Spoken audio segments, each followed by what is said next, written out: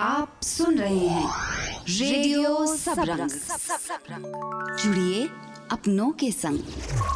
Hello, सलाम, नमस्कार, सत श्री अकाल। रेडियो सबरंग के सभी सुनने वालों को स्वाति चौहान का। उम्मीद है आप सबने नवरात्रि और दशहरे का आनंद लिया होगा और अब तैयारी होगी दिवाली की। मगर इस बीच हम लगे हैं अपने काम में, यानी आपके लिए लेकर आ रहे हैं इस हफ्ते का प्रोग्राम। तो आइए बताती हूँ क्या खास है आज। एक ऐसी गुल्लक जिसके पैसे आ रहे हैं गरीबों के इलाज के काम। जो घर में काम करने वाली बाई है हमारी, उसको मेड सर्वेंट को भी हम लोग ऐसी डॉक्टर के पास इलाज के लिए भेज दिया करते थे। तो 2-3 महीने बाद इतनी ज़्यादा बात फैल गई कि लोग घर की घंटी बजाया करके। अब क्या हुआ कि उस टाइम ऐसा हो गया है कि हर महीने में 4 से 5 हज़ार रुपये हमारा खर्च होता था इसमें। इंदिरापुरम के वैभव खंड के लोग हैं किन मुश्किलों से दो चार।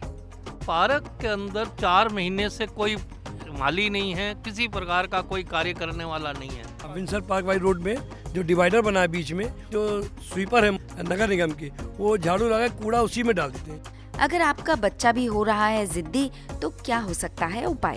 जिसके आगे पेरेंट्स को झुकना नहीं चाहिए। तोड़ फोड़ करेगा, ये सब करेगा, लेकिन अगर तुमने जैसे कोई चीज तोड़ी है तो उसका दंड भी मिलेगा। और आज मिलिए तालाबों की सफाई के काम में जुटे एक ऐसे शख्स से जिनका नाम ही पड़ गया है पॉन्डमैन। हमने 1-2 तालाबों को इको टूरिज्म एक्टिविटी से जोड़ा है ताकि वहाँ पे बोटिंग हो सके और बोटिंग से इनकम जनरेट हो सके। कुछ तालाबों को हमने एक्वाकल्चर से जोड़ा है ताकि उसमें फिश फार्मिंग हो सके। रेडियो सबरंग, जुड़िए अपनों के संग। रेडियो सबरंग की ओर से आप सबके प्यार के लिए शुक्रिया। आप हमें हमारी वेबसाइट radiosabran.in के अलावा हर बड़े पॉडकास्ट प्लेटफॉर्म पर सुन सकते हैं। साथ ही हम मौजूद हैं यूट्यूब, फेसबुक और ट्विटर के साथ साथ अब इंस्टाग्राम पर भी। सर्च करिए रेडियो सबरंग और जुड़ जाइए हमसे। आई एम श्योर आप में से कईयों को वो गुल्लक तो याद ही होगी जिसमें हम बचपन में पैसे बचा बचा कर रखते थे। कोशिश होती थी उस गुल्लक के पैसे से हमारी कुछ उम्मीदें पूरी हो सकें। पर आज मैं आपको एक ऐसी गुल्लक के बारे में बताने जा रही हूँ जो दूसरों की उम्मीदें पूरी कर रही है। नाम है गरीब की गुल्लक। इंदिरापुरम में रह रहे रिटायर्ड मेजर प्रदीप खरे ने ये गुल्लक शुरू की है। दरअसल इसके ज़रिए उन लोगों का इलाज करवाया जाता है जो खुद किसी वजह से ये खर्च नहीं उठा सकते, यानी मजदूर, घरों में काम करने वाली मेड सर्वेंट, सिक्योरिटी गार्ड और सफाई कर्मचारी वगैरह। मेरी साथी रमनी शाम उनसे मिली और जाना इस गुल्लक के बारे में। अभी हम आज से 2 साल पहले जाते हैं। यहाँ पर गाज़ियाबाद में इंदिरापुरम में न्यू स्कॉटिश गार्डन में रहते हैं हम। यहाँ पर जब हम मॉर्निंग वॉक के लिए सुबह जाया करते थे तो कुछ सिक्योरिटी गार्ड्स जो रास्ते में नमस्ते करते थे, तो कभी कोई कहता है कि कंधे में दर्द है, कभी कह रहे बीपी की प्रॉब्लम है, कभी कह रहे डायबिटीज़ की प्रॉब्लम है। तो उनको सुन कर के हम उनसे बोलते ठीक है आप डॉक्टर को जाके दिखा दो और उसका हम पेमेंट पेटीएम से कर देंगे। ये चलता रहा, धीरे धीरे लोगों को भेजते रहे। लेकिन जैसी ये बात फैली उन लोगों में, तो जो घर में काम करने वाली बाई है हमारी, उसको मेड सर्वेंट को भी हम लोग ऐसी डॉक्टर के पास इलाज के लिए भेज दिया करते थे। तो 2-3 महीने बाद इतनी ज़्यादा बात फैल गई कि लोग घर की घंटी बजाया करके। अब क्या हुआ कि उस टाइम ऐसा हो गया है कि हर महीने में 4 से 5 हज़ार रुपये हमारा खर्च होता था इसमें, और लोगों की संख्या बढ़ती आ रही थी। तो बहुत 15-20 लोगों ने इसको कहा बहुत अच्छा आइडिया है। तो मैंने एक व्हाट्सएप ग्रुप बना दिया यहाँ सोसाइटी का। हम लोगों ने कहा कि जिसका भी हम इलाज कराएंगे उसका हम लोग पेटीएम स्क्रीनशॉट दिखाएंगे और जिसका इलाज कराएंगे उसकी भी फ़ोटोग्राफ डालेंगे व्हाट्सएप ग्रुप में, जिसमें लोगों को विश्वास हो कि हमारा पैसा कहाँ जा रहा है, सही जगह जा रहा है। लोगों को विश्वास इतना अच्छा बनता गया कि 3-4 महीने के बाद लोगों ने डोनेशन भी देना शुरू कर दिया और उनको ट्रस्ट हो गया कि हमारा जो पैसा है सही जगह जा रहा है। इसके बाद ऐसा हुआ कि जब हम लोग मॉर्निंग वॉक में जाते थे तो एक लेडी आई, उन्होंने कहा सर ये गरीबी गुल्लक के लिए 501 रुपये आप ले लीजिए। मैं मंदिर में जाने वाली थी, लेकिन अच्छा है गरीबी गुल्लक में आप लोग अच्छा काम कर रहे हैं तो आपको डोनेट कर देते हैं। ये तो बहुत ही अच्छा आइडिया है आपका, लेकिन कुछ वर्किंग सिस्टम भी है इसका? इसका ऐसा है, गरीबी गुल्लक जो हम अपनी सोसाइटी में इसको चला रहे हैं उसके लिए क्या है कि कोई भी गरीब व्यक्ति है, चाहे वो बाई कम करने वाली हो या वॉचमैन हो, उसको कोई बीमारी होती तो हमको पहले संपर्क करता है फ़ोन पर, हम उसको बताते हैं कि फ़लाँ हॉस्पिटल या फ़लाँ डॉक्टर के पास आप जाना है। हम लोगों ने कुछ डॉक्टर्स और हॉस्पिटल से एम्पैनलमेंट कर रखा है गरीब की गुल्लक में, यानी कि वो कंसेशन रेट पे हमें हमारे पेशेंट्स को देखते हैं, उसको वहाँ भेजते हैं। वहाँ जाकर के उससे बोलते हैं कि डॉक्टर को दिखाने के बाद हमें फ़ोन करना है, कितना पैसा देना है दवाई का या टेस्ट का जो भी है, तो उनसे पेटीएम नंबर पूछ लेते हैं और अपने पेटीएम से उनको हम वो पेमेंट कर देते हैं। पर जो आप रोजाना लोगों की मदद करते हैं उनमें किन परेशानियों का सामना करना पड़ता है आपको?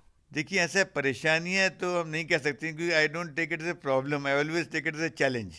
और हमें इस तरह के चैलेंज अभी आ रहे हैं कि फ़िलहाल में डॉक्टर्स के हम लोग ढूंढ रहे हैं, जिसमें वो हम लोग उनको 100 रुपीज़ भरे कंसल्टेशन फ़ीस दे सकते हैं गरीबी गुल्लक की तरफ से। उनसे रिक्वेस्ट करेंगे, भले वो 500 रुपये फ़ीस लेते हैं, लेकिन अगर हमारे पेशेंट्स को, गरीबों को 100 रुपये में देख लें और 200-300 की दवाई हो जाए, यानी कि नॉर्मल पेशेंट्स का इलाज अगर 500 के अंदर हो जाए, ऐसे डॉक्टरों को हम लोग ढूंढ रहे हैं, तो हम ज़्यादा से ज़्यादा लोगों की इलाज करा सकते हैं, उनकी मदद कर सकते हैं। हमने आपके बारे में पढ़ा है कि वॉलंटरी रिटायरमेंट आपने लिया, तो उसके जस्ट बाद का समय कैसा रहा आपका? मैंने आर्मी में 20 साल सर्विस करने के बाद as a major voluntary retirement ले लिया था। उसके बाद प्राइमरीली मेरा काम था कि परिवार में बच्चों की पढ़ाई लिखाई पूरी करना और जिम्मेदारियां परिवार की पूरी करना। इसके अलावा मैंने बुक राइटिंग का काम शुरू किया था, तो I have published 8 motivational books. अगर आप भी गरीब की गुल्लक में कंट्रीब्यूशन के लिए मेजर प्रदीप खरे से संपर्क करना चाहते हैं तो हमें feedback@radiosabrang.in पर मेल करिए और हम बताएंगे आपको इसका जरिया। करवा चौथ और दिवाली है आने वाली, क्या आप हैं इनके लिए तैयार? शिप्रा सन सिटी में आ रही है बहार। Designer dresses, fashion jewellery, Diwali का सामान और बहुत कुछ 21 और 22 अक्टूबर को अतिथि बैंक्वेट हॉल में परंपरा फैशन एंड लाइफस्टाइल एग्जीबिशन, सुबह 11 बजे से शाम 8 बजे तक।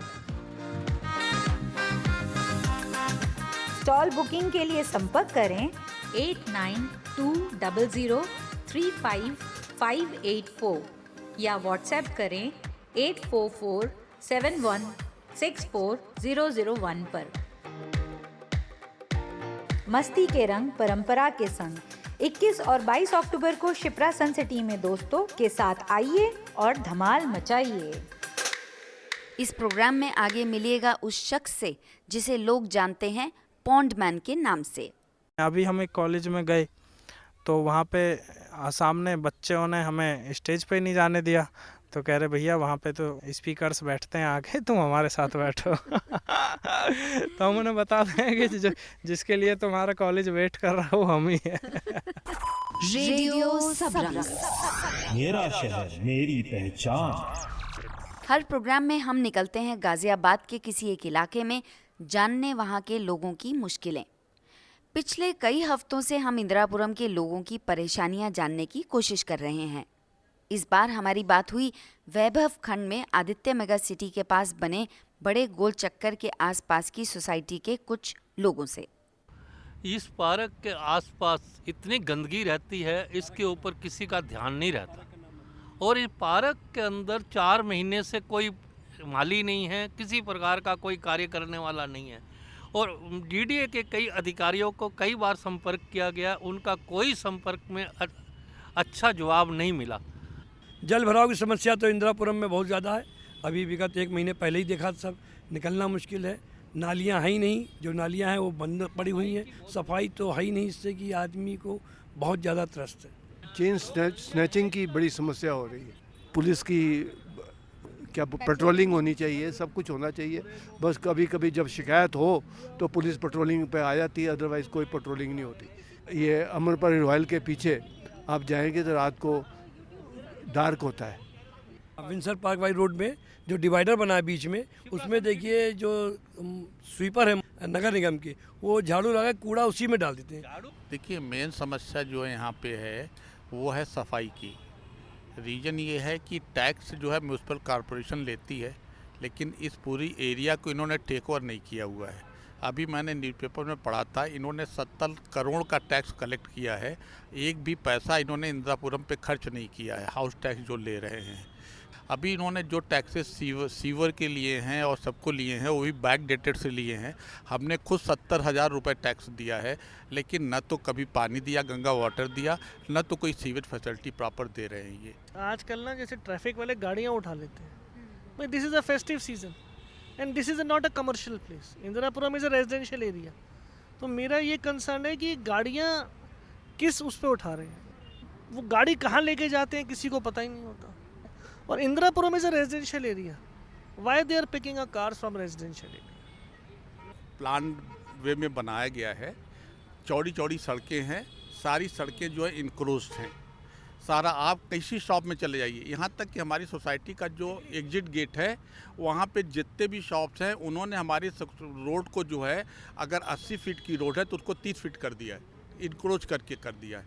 और मुझे लोगों से पता चला है एडमिनिस्ट्रेशन उनसे पैसे कलेक्ट करती है। कोई भी आप किसी को कंप्लेंट करिए, कोई एक्शन होने वाला है नहीं। जितने भी यहाँ पे बैंक या और सर्विसेज हैं वहाँ पे पार्किंग की कोई सुविधा नहीं है।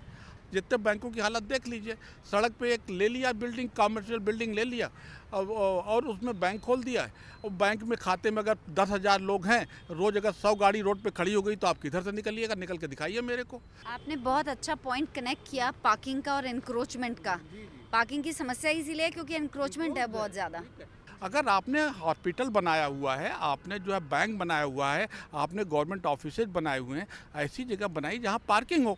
तो सबसे बड़े मुद्दा तो हमें लगते हैं ये डॉग जो सुबह में ले जाते हैं लोग, पेट डॉग जो होता है, उन लोगों का लैट्रिन कहीं पे करवा देते हैं। अब हम लोग वॉक से जाते हैं, पैर में लगा, फिर गाड़ी में लगे, फिर घर तक पहुंच गया। इसका कोई समाधान नहीं है। पेट तो काफ़ी हैं। रोज़मर्रा की चीज़ें में मेन दिक्कत तो यह है कि जैसे stray dogs first, second car जो है दोनों साइड से peoples are not following the discipline of this vehicle driving. इस क्षेत्र के पार्षद हैं अभिनव जैन। मैंने उनको फ़ोन किया और लोगों की इन परेशानियों के बारे में उनसे बात की। इंदिरापुरम जीडीए के अधीन है और काउंसिलर जो है वो नगर निगम से बनते हैं, लेकिन उसके बाद भी चूंकि मैं जनप्रतिनिधि हूं तो जनता की आवाज जो है हमारा काम है पहुंचाना। मैं आपको बताना चाहूंगा कि पहले जब मैं जीत के आया तो एक डिमांड थी कि वैभव पार्क के अंदर हाई मास्ट लाइटिंग होनी चाहिए। मैंने अपने क्षेत्र के अंदर एक नहीं कई हाई मास्ट लाइटिंग लगवाई। वैभव पार्क में जहां तक ट्रैक है, ट्रैक वहां पे हमने दोबारा से रिपेयर कराया, नया ट्रैक लगाया, वहां पे हमने जो है नए पेड़ पौधे लगवाए और अभी बहुत ही शीघ्र वहां पे एक नया जिम जो है ओपन जिम भी वैभव पार्क में लगने जा रहा है। अभी चूंकि वहां पे नई कंस्ट्रक्शन चल रही है, एडिशन, ऑल्ट्रेशन, मॉडरेशन चल रहे हैं, इसके चलते वहां पे अभी कुछ जो काम चल रहा है उसके वजह से हो सकता है गंदगी है, तो वो जल्दी जो है जीडीए से कह के हम उसको पूरा कराएंगे। कुछ लोगों का ये भी कहना था कि आम्रपाली रॉयल के पीछे एक सड़क जाती है जहाँ पर काफी अंधेरा रहता है, उस पर आप क्या कहना चाहेंगे?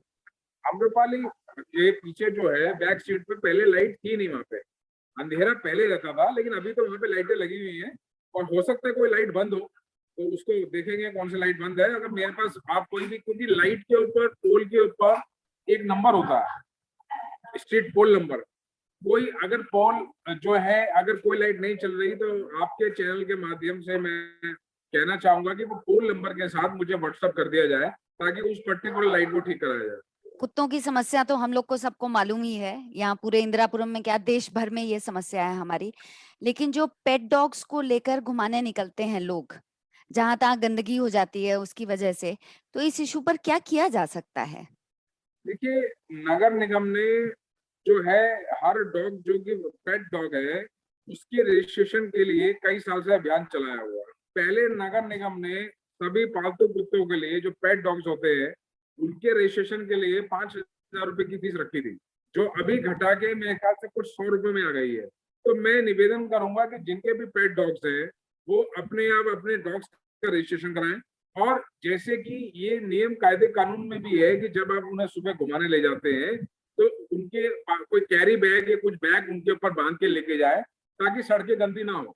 और आपका ये भी कहना है कि कहीं ना कहीं तालमेल प्राधिकरण और निगम के बीच में बेहतर हुआ है पहले से? जो इंफ्रास्ट्रक्चर है वो जीडीए मैनेज कर रहा है, नगर निगम मैनेज नहीं कर रहा। तो हम लगातार प्रयास में लगे हैं कि ये नगर निगम को हैंडओवर हो और हमारे पास ही सारा जो इंफ्रास्ट्रक्चर मेंटेन करने का नगर निगम के पास आए, तब हम और प्रभावी ढंग से इसको जो है हैंडल कर पाएंगे। लेकिन इसका ये मतलब नहीं है कि काम नहीं होगा या काम नहीं हुआ। काम हुआ है, पार्कों के अंदर नए ट्रैक्स बने हैं, पार्कों की बाउंड्री वाल ऊंची करी गई है, पार्कों के अंदर नए पौधे लगाए गए हैं, पार्कों के अंदर लाइटें जलाई गई हैं, पार्कों के अंदर सिक्योरिटी गार्ड रखे गए हैं। लेकिन ये हो सकता है गैप हर चीज में होते हैं। आपकी बात से मैंने संज्ञान लिया है और मैं इसको जो है अपने पर्सनल तौर के ऊपर भी इसको एक बार देखूंगा। मैं एक बात और उजागर करना चाहूंगी जो कुछ लोगों से बातचीत करते हुए समझ में आई कि सफाई कर्मी आते तो हैं निगम के, सफाई करते हैं सड़कों की, लेकिन कूड़ा डिवाइडर पे डाल देते हैं, वहीं फेंक कर चले जाते हैं। जहां तक मैं देखता हूँ कि जहां सफाई होती है उसके साथ साथ सफाई की रेडी चलती है और कूड़ा उसको उठाया जाता है और हम टाइम टाइम पे विशेष सफाई अभियान भी चलाते हैं। अगर कोई ऐसी जगह है तो मेरे को सीधा फोटो भेजी जा सकती है और मैं एक्सेसिबल हूँ। मेरा नंबर भी है 9560333132। मैं इसको देखूंगा और अगर सीधी तौर पे कुछ ऐसी है तो उसकी फोटो खींच के मुझे भेजे ताकि हम उस पर सख्त कार्रवाई करा सकें। अगर आपके एरिया की भी है कोई ख़ास समस्या तो हमें ज़रूर बताइएगा feedback@radiosabran.in पर। रेडियो सबरंग की टीम पहुंचेगी आपके यहाँ और ये टीम बनेगी आपकी आवाज़। रेडियो सबरंग, जीवन मंत्र। इन दिनों हम अपने प्रोग्राम में बात कर रहे हैं बच्चों से जुड़े टॉपिक्स पर। बढ़ते हुए बच्चों को हम कैसे संभालें, कैसे उनकी देखरेख सही हो। कोविड के दौर में बच्चों में बढ़ती मोबाइल की लत पर पिछले हफ्ते बात हुई थी। इस हफ्ते मेरी साथी लोपामुद्रा दुबे ने डॉक्टर वंदना प्रकाश से बात की 6 से 10 साल के बच्चों में आ जाने वाले जिद्दीपन के बारे में। डॉक्टर वंदना प्रकाश एक क्लिनिकल साइकोलॉजिस्ट हैं जो कि फोर्टिस हॉस्पिटल नोएडा में बतौर सीनियर कंसल्टेंट काम कर रही हैं। देखिए, बच्चों की जिद की वजह कई होते हैं। एक तो जब शुरू से अगर माँ बाप ने बहुत पैम्पर किया होता है या हर चीज पे यस बोला होता है कि बच्चे ने जो भी चीज डिमांड करी वो उसकी पूरी हो गई, तो बच्चा जिद्दी हो जाता है। दूसरी बात होती है कि जिद is also attention seeking behaviour. तो जैसे अगर माँ बाप का उसको लगता है बच्चे को प्यार नहीं मिल रहा है या अटेंशन नहीं मिल रही है या पेरेंट्स दूसरे बच्चों में ज्यादा इन्वॉल्व है या अपनी एक्टिविटीज में ज्यादा इन्वॉल्व है या आजकल इवन फोन में ज्यादा इन्वॉल्व है, तो बच्चा जो है जिद दिखाता है सिर्फ अपने तरफ अटेंशन अट्रैक्ट करने के लिए। माँ बाप सोचते हैं कि बच्चे को किसी चीज की कमी ना होने पाए और इसकी काफी हद तक मांगे मानते हैं। ये क्या सही अप्रोच है? नहीं, ये बिल्कुल भी सही अप्रोच नहीं है। अगर 10 चीज बच्चे ने मांगी तो 6 पूरी करिए, 4 में जरूर से नो बोलिए।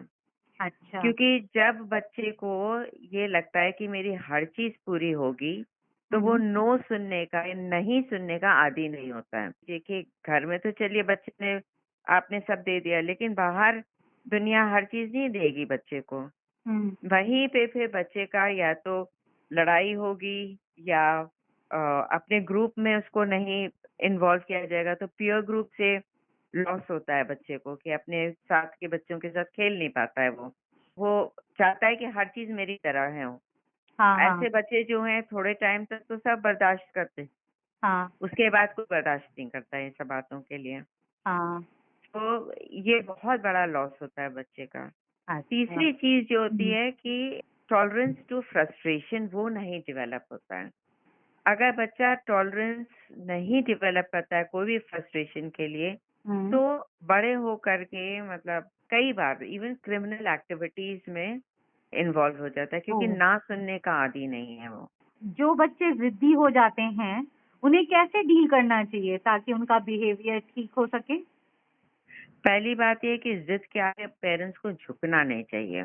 ओके। क्योंकि आप जितना भी उसकी जिद को पूरी करें, तोड़ फोड़ करेगा, ये सब करेगा, लेकिन अगर तुमने जैसे कोई चीज तोड़ी है तो उसका दंड भी मिलेगा। अच्छा। कई बार हमने देखा है बच्चों हैं कि मोबाइल उठा के पटक दिया, तो सीधी बात है उसको मोबाइल देना ही नहीं है। एक बच्चा था अराउंड 10-11 ईयर्स की एज का, उसने उठा के टीवी पटक दिया। अब माँ बाप जो हैं कि अच्छा टीवी हम नया दिला देते हैं, ऐसे नहीं, उसको थोड़े टाइम को उसको उसका महसूस करने दीजिए कि इट्स अ पनिशमेंट कि तुमने टीवी तोड़ा है तो घर में टीवी अभी नहीं आएगा। अगर अनलेस एंड अनटिल बच्चे को अवेयरनेस नहीं है कि गलत बिहेवियर है तो बच्चा नहीं सुधरेगा। अगर आपके भी बच्चों से या उनकी आदतों से जुड़े कुछ सवाल हैं तो हमें बताइए, हम वो सवाल रखेंगे स्पेशलिस्ट के सामने। आप हमें सवाल मेल कर सकते हैं feedback@radiosabran.in पर। रेडियो सबरंग। आज के मेहमान। और अब आइए मिलते हैं इस हफ्ते के हमारे मेहमान से। हमारे गेस्ट ऑफ द वीक हैं रामवीर तंवर। इस युवा इंजीनियर ने नौकरी छोड़ कुछ साल पहले तालाबों झीलों को साफ करने का बीड़ा उठाया। ग्रेटर नोएडा के रामवीर तंवर की इस पहल की वजह से लोग उन्हें अब पॉन्डमैन के नाम से भी बुलाते हैं। मैं मिलने पहुंची रामवीर तंवर से। मैं इस समय रामवीर तंवर जी के साथ हूँ मोर्टार राजनगर एक्सटेंशन में। इस तालाब के किनारे हूँ मैं इनके साथ, जो कभी एक कूड़े का ढेर, एक डंपिंग यार्ड जैसा था। पानी भी था पहले इसमें, लेकिन कूड़ा फेंका जाता था यहाँ पर। पहले तो रेडियो सबरंग में आपका बहुत बहुत स्वागत है रामवीर जी। धन्यवाद, बहुत बहुत धन्यवाद आपका। आप बहुत ही खूबसूरत काम कर रहे हैं, बहुत ही नेक काम है। हम लोग पर्यावरण के बारे में ज़्यादा सोच नहीं पाते हैं, लेकिन ये अच्छी बात है कि आप ऐसा काम कर रहे हैं। आपने ये काम कब से शुरू किया? एक्चुअली ये काम हम स्टूडेंट लाइफ से ही कर रहे हैं, और ये पहले तालाबों को रिवाइवल के संबंध में नहीं था बिल्कुल भी। ये जस्ट ए अवेयरनेस कैंपेन था, दैट इज़ कॉल्ड जल चौपाल। जल चौपाल मीन्स वाटर मीटिंग्स, कि हम गांव वालों के साथ इस टॉपिक पर डिस्कशन कर सकें, क्योंकि एक स्टूडेंट अपनी कैपेसिटी में यही कर सकता है कि डिस्कस कर सकता है, अवेयर कर सकता है, दीवारों पे अच्छे अच्छे स्लोगन्स लिख सकते हैं, पोस्टर पैम्पलेट बांट सकते हैं, और वही हम भी करते थे। लेकिन हमारा भी प्रमोशन हुआ, स्टूडेंट से हम जॉब की तरफ गए, और वहाँ पे हमको पता चला कि हम ग्राउंड पे भी बहुत सारी चीज़ें कर सकते हैं, ना कि सिर्फ अवेयर कर सकते हैं। तो ये फिर धीरे धीरे क्लीन ड्राइव्स की तरफ बढ़ा कि जो लोग अवेयरनेस के माध्यम से हमसे जुड़ रहे हैं, क्यों ना हम क्लीन ड्राइव करें तालाबों के आसपास। और क्लीन ड्राइव से फिर ये होते होते तालाब के पूरी तरह से रिवाइवल तक पहुंच गया। तो फिर हम कॉरपोरेट्स के, एनजीओज के, वॉलंटियर्स के सहयोग से तालाब को रिवाइव करने लगे। आपकी इस मुहिम में कितने लोग जुड़े हैं? किस तरह के लोग आपके साथ जुड़े हैं? मुहिम में देखिए बहुत सारे वॉलंटियर्स जुड़े हैं, कॉरपोरेट के लोग जुड़े हैं, मीडिया जगत के लोग जुड़े हैं, और जो जॉब करते हैं लोग वो जुड़े हैं। दूसरा ग्राम प्रधान है, कुछ आईएएस हैं। तो इस तरह के डिफरेंट बैकग्राउंड से लोग जुड़े हैं, जो अपने अपने हिसाब से इसमें कंट्रीब्यूट या सपोर्ट करते हैं। वर्किंग स्टाइल कैसा है? कैसे काम करते हैं आप? देखिए, गांव के तालाबों की जो प्रॉब्लम्स हैं वो सबसे पहले हमें समझना पड़ेगा कि कैसे काम करते हैं, उसको समझाने के लिए। कि ज़्यादातर तालाब या तो डंपिंग यार्ड बन गए हैं, धीरे धीरे कूड़ा डाल दिया और उनकी सफाई टाइम पे नहीं हुई, या तो ऐसा होता कि कूड़ा डलता है डायरेक्टली इनडायरेक्टली और एक साल में एक बार सफाई भी हो जाती है, तो फिर कोई फ़र्क नहीं पड़ता। लेकिन होता क्या है कि वो कूड़ा डलता रहता है लेकिन सफाई नहीं होती है, तो वो एक प्रॉब्लम है, इसलिए डंपिंग यार्ड बनते चले जाते हैं। दूसरा, तालाबों का जो कैचमेंट एरिया है वो बहुत तेज़ी से ख़त्म होता जा रहा है। तालाब का पानी तालाब की तरफ ना आकर दूसरी की तरफ भागता है। तीसरा, एंक्रोचमेंट है ना। लोगों ने, कॉरपोरेट के लोगों ने, कुछ ने, गांव के कुछ लोगों ने लालच में आके तालाबों की ज़मीन को कब्जा कर लिया, उन पे अपना घर बना लिया, किसी ने दुकान बना लिया, कुछ लोगों ने खेती के लिए यूज करना शुरू कर दिया, तो कुछ तालाब सूख गए, है ना। तो इस तरह से बहुत सारी है। तो अब इनका जो निवारण है वो फिर हमें इसी तरह से स्टेप बाय स्टेप ही करते हैं कि बहुत सारे तालाबों में जलकुंभी है तो मैनुअली निकाला जाता है, उसका खाद बनाया जाता है, और उसमें गार्बेज है तो वो क्लीन किया जाता है। पानी अगर दूसरी तरफ डाइवर्ट हो रहा है तो कोशिश करते हैं कि गांव का पानी उस तरफ आ सके बारिश का, और फिर उसको मेंटेन करने के लिए गांव के लोगों को रोज़गार से जोड़ते हैं। कोई उसमें फ़िश फार्मिंग या लोटस फार्मिंग, सिंगा फार्मिंग कुछ कर सके, तो इस तरह से फिर स्टेप बाय स्टेप तालाब को रिवाइव किया जाता है। तो जब आप एक्चुअल में आकर यहाँ किसी ऐसे तालाब की सफाई करना शुरू करते हैं तो आपके साथ कौन लोग आते हैं? हम डायरेक्ट तालाब की सफाई करना शुरू नहीं करते कभी भी। उससे पहले गांव में ना जल चौपाल का हम आयोजन करते हैं, और उसका उद्देश्य यही होता है कि हमें डायरेक्ट सफाई ना करनी पड़े, पहले हमारी गांव वालों की आपस में अच्छे से जान पहचान हो जाए, ताकि वो सपोर्ट के दौरान वो हमारी मदद करने के लिए आ सकें। जो हमें मैन पावर चाहिए, मशीनरी चाहिए, वो हमें आसानी से मिल सके वहाँ पे, और गांव वालों में एक ऑनरशिप की फीलिंग आ सके तालाब के प्रति, ताकि वो हमें सपोर्ट कर सकें।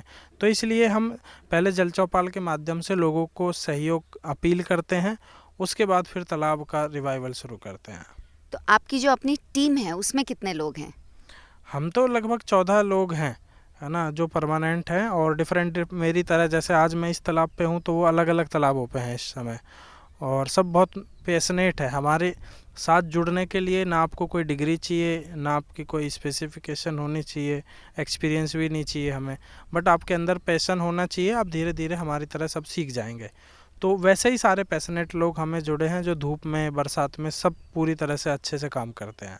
तालाब की सफाई होती कैसे है? क्या कोई आप कोई इक्विपमेंट यूज़ करते हैं या? तो उसके लिए बहुत सारे टूल्स हमारे पास होते हैं, बहुत सारी एक्सपर्ट मैन पावर हमारे पास होती है, क्योंकि नॉर्मल आदमी नहीं कर सकते। तालाबों में दलदल है, आदमी फंस के मर जाते हैं।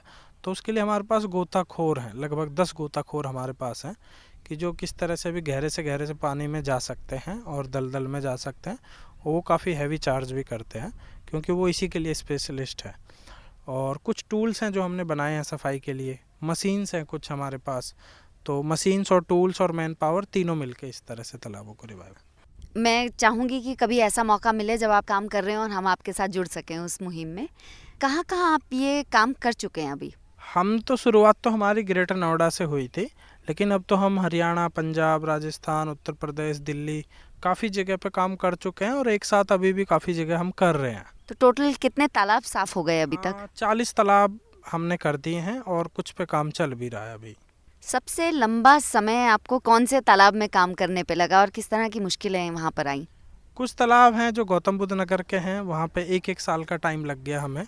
अमूमन 6 महीने में हो जाता है, क्योंकि इस बार तो कोविड की वजह से हालांकि सारे तालाबों में यही प्रॉब्लम आई है कि तालाब को रिवाइव करने का सबसे अच्छा समय होता है मार्च से और जून के बीच में, और 2 साल से उसी टाइम पे कोविड आ जाता है, तो वही हमें घर बैठना पड़ता है। तो जहाँ 6 महीने में करते हो 1 साल में करना पड़ता है वही काम। तो इस तरह से हमें बहुत सारे तालाबों में इस तरह की चुनौतियाँ हमें इस बार 2 साल से देखने में मिल रही हैं।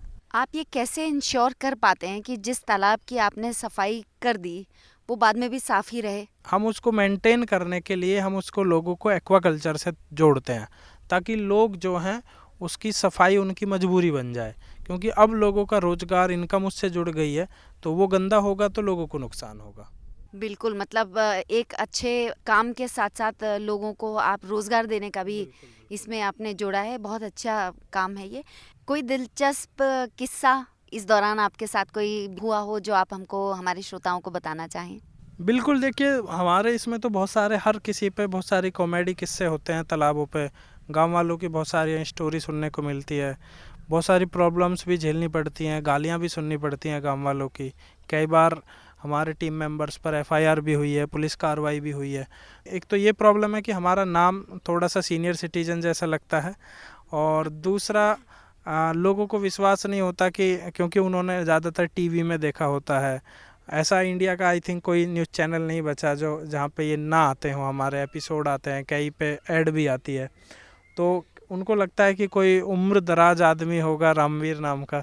तो हम कई जगह जाते हैं तो वो पहचान ही नहीं पाते शुरू में कि तुम ही रामवीर हो, तुम तो लड़के हो अभी, तुम थोड़ी ना इतना बड़ा काम करते होगे।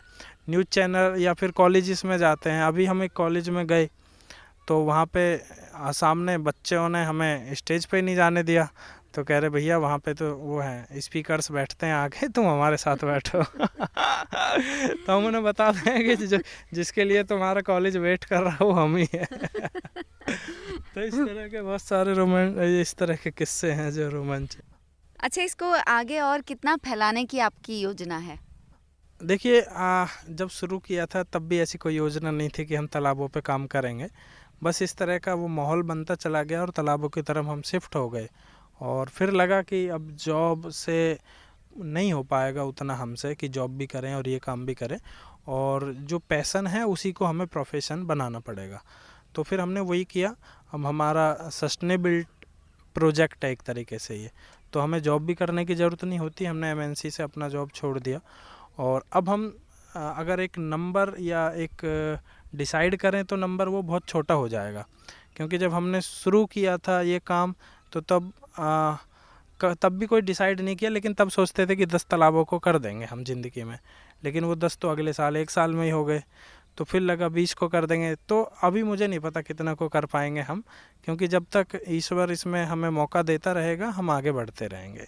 किस तरह से सस्टेनेबल बनाए, इसको कुछ थोड़ा सा एक्सप्लेन कर पाएंगे आप? सस्टेनेबल बनाने के लिए इसको हम डिफरेंट एक्टिविटीज़ से जोड़ रहे हैं। जैसे हमने 1-2 तालाबों को इको टूरिज्म एक्टिविटी से जोड़ा है, ताकि वहाँ पे बोटिंग हो सके और बोटिंग से इनकम जनरेट हो सके, और उसी इनकम से फिर उसका मेंटेनेंस हो सके।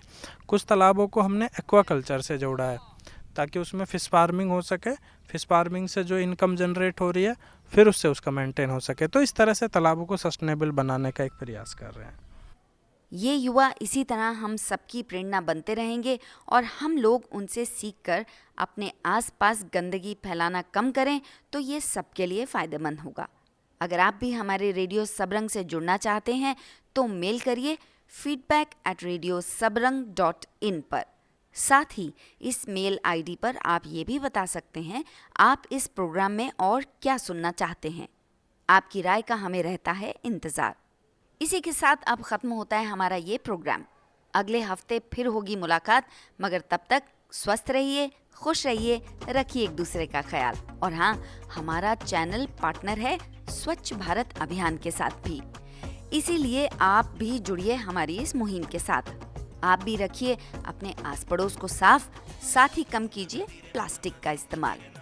इन सब के बीच लाइक करिए हमारा फेसबुक पेज और सब्सक्राइब करिए हमारा यूट्यूब चैनल रेडियो सबरंग।